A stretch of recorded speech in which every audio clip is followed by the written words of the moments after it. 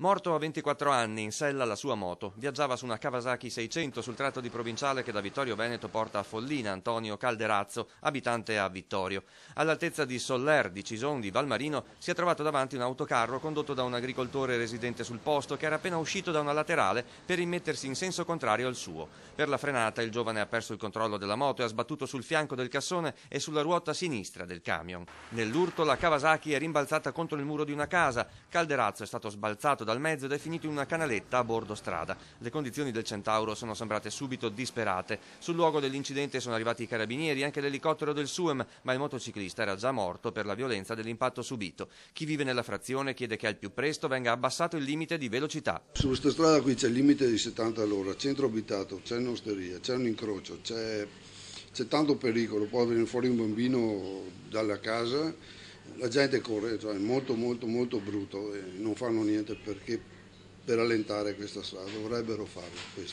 questo posso dire solo, perché la gente qua corre, macchine, camion, corriere, tutto.